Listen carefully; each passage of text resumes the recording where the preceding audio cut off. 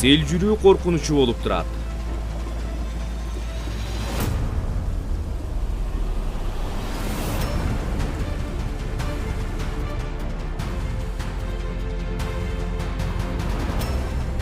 Алдын ала эвакуация иштерин жасоо.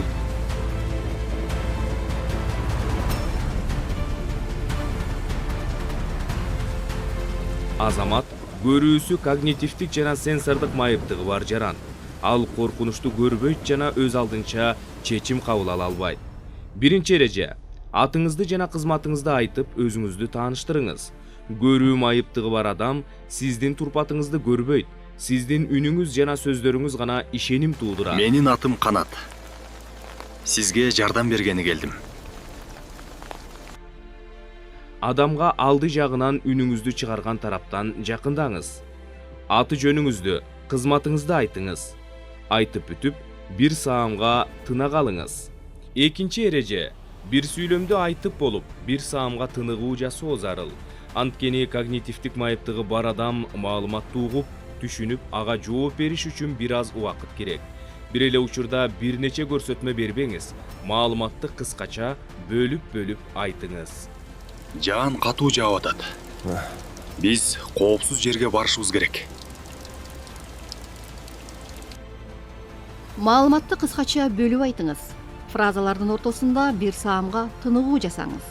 Маалымат өтө көп болгондо когнитивдик майыптыгы бар адам тез арада түшүнө албай калат. Үчүнчү эреже: ашыкча көп маалыматты майыптыгы бар адам сиңирип ойлоно албай алактап калат. Үнүңүздү басаңдатып, кыскача, жай сүйлөңүз. Мен жаныңызда болом. Биз чогуу барабыз. Бардыгы жакшы болот. Төртүнчү эреже: азаматка капыстан кол тийгизбеңиз.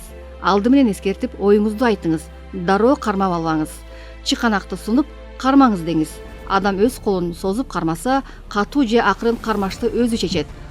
Бешинчи эреже: алдыда басыңыз жана тоскоолдуктар жөнүндө алдын ала так кыска эскертиңиз.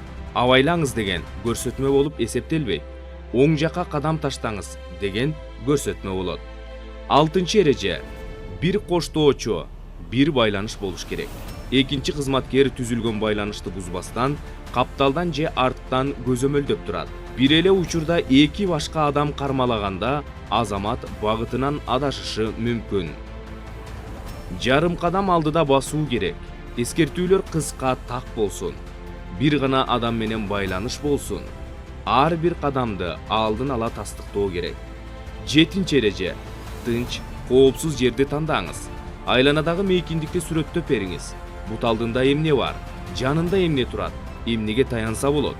Когнитивдик майыптыгы бар адамды элдин ызы чуусу ого бетер дүрбөлөңгө түшүрөт. Сегизинчи эреже: адамды жалгыз калтырбаңыз. Атын айтып, бир коштоочуга өткөрүп бериңиз. Азамат тааныш адам менен чогуу болгондо тынч алып, коркпой калат.